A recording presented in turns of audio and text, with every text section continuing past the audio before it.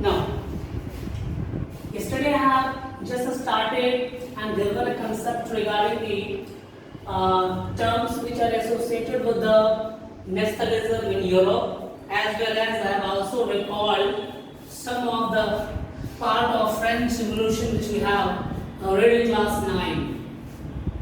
Today we will study about French Revolution introduced forward. Here the question may be asked like this: what are the various measures and practices were taken or introduced to create a sense of collective identity in France? The very first point is the idea of la patrie and les citoyens. La patrie का मतलब होता है the fatherland. La patrie means the fatherland and the les citoyens means है the citizen.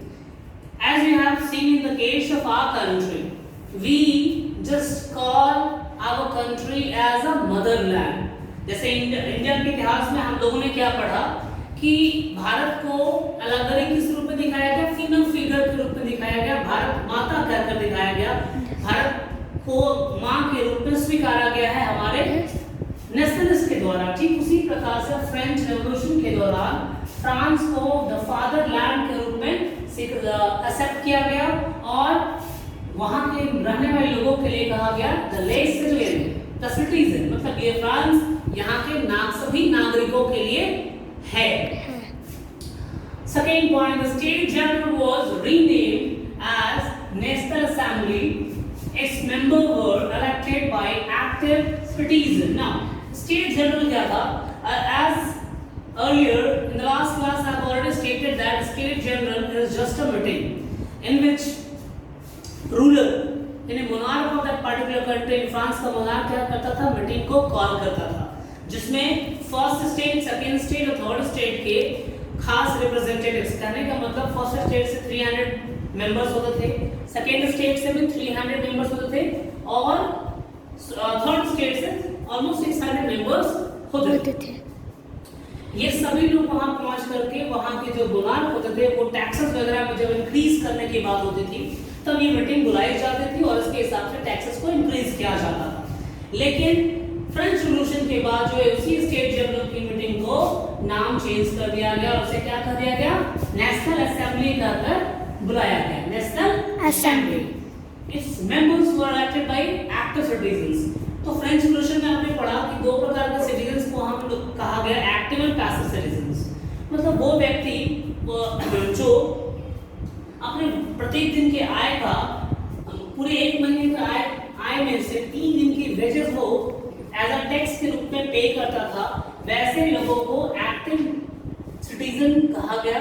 और जो tax पे नहीं करते थे विमेन्स और वो लोग जो 3 दिनों का टैक्स पे नहीं करते थे उन्हें पैसिव सिटीजन कहा गया।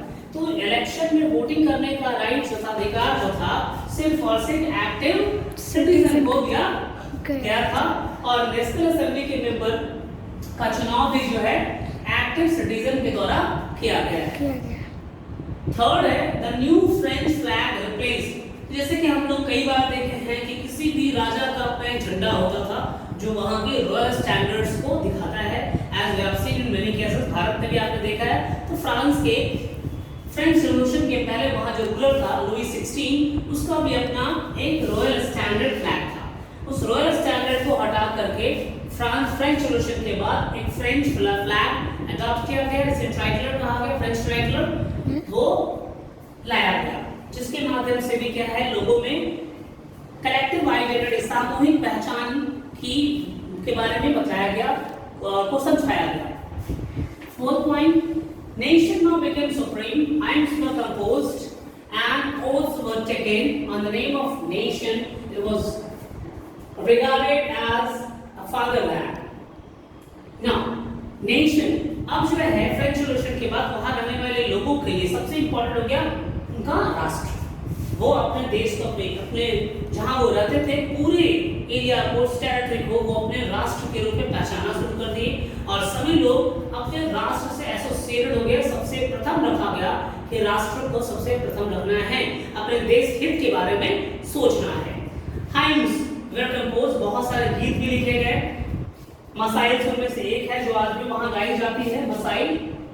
और सुबह सेकेंड शपथ दिलाया गया, लोगों को शपथ दिलाया गया, देश के नाम पर, राष्ट्र के नाम से शपथ ग्रहण करवाया गया, शपथ दिलाया गया और फ्रांस को फादरलैंड के रूप में स्वीकार किया गया।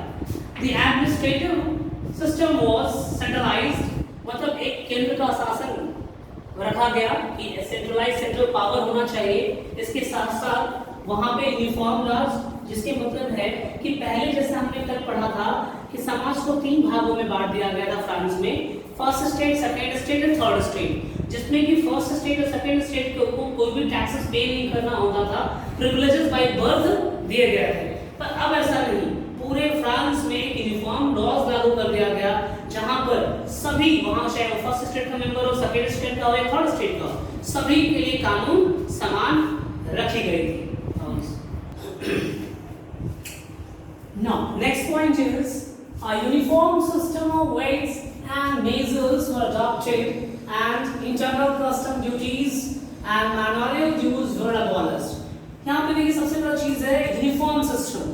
मतलब पहले क्या था कि फ्रांस में अलग अलग जगहों पे अलग अलग मेजरिंग स्केल हुआ करता था, अलग अलग वेइंग स्केल हुआ करता था और अलग अलग वेइंग स्केल्स अलग अलग जगहों में यू कैन सी अलग अलग जो उनके रीजंस रहे हैं, जिसे प्रोविंसेस कहा गया है, तो वो डिफर करता था। एक प्रोविंस से दूसरे प्रोविंस में आपका वेइंग स्केल अलग है, मेजरिंग अलग स्केल्स अलग है। तो इन चीजों को हटाकर एक uniform system of weighing and measuring scales रखा गया कि पूरे फ्रांस के अंतर्गत में क्या किया जाएगा, वेइंग एंड मेजरिंग स्केल समान रखा जाएगा।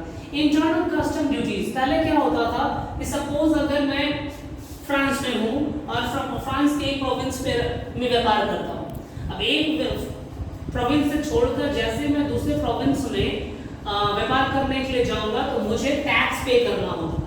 तो इस प्रकार के इसे इंटरनल कस्टम ड्यूटीज कहते हैं। क्या कहते हैं? Internal custom duties. तो इंटरनल कस्टम ड्यूटीज को भी एबॉलिश कर दिया गया, समाप्त कर दिया गया कि अब व्यापारी क्या कर सकता है, पूरे फ्रांस में स्वतंत्रता पूर्वक इंडिपेंडेंट होकर के बिजनेस व्यापार ट्रेड कर सकता है। मैनोरियल ड्यूज क्या था कि एक प्रकार का ड्यूज होता था, टैक्स होता था। किसान अगर जो टैक्स देने में सक्षम नहीं होते थे तो उनका टैक्स क्या होता था, ड्यूज ले गया था और फिर अगली बार उनसे जो है वो टैक्सेस वसूल लिए जाते थे। इस प्रकार के टैक्सेस को, ड्यूज को मैनोरियल ड्यूज कहा गया है, उसे भी एबॉलिश कर दिया गया। नेक्स्ट पॉइंट है फ्रेंच लैंग्वेज। अलग अलग प्रोविंस में अलग अलग भाषाएं थी, तो फ्रांस में फ्रेंच लैंग्वेज को कॉमन लैंग्वेज बना दिया गया ताकि सभी लोग फ्रेंच में कम्युनिकेट कर सकें। The revolutionaries declared that their next motive is to have other people of Europe to become a nation. And finally, जो फ्रेंच revolutions में revolutionaries रहे थे, जिन्होंने फ्रांस की ऐतिहासिक क्रांति में पार्टिसिपेट किया था और उसके आगे भी फ्रांस के बेटरमेंट के लिए काम कर रहे थे, उन्होंने घोषणा कर दिया कि अब बारी जो है यूरोप के दूसरे नेशंस को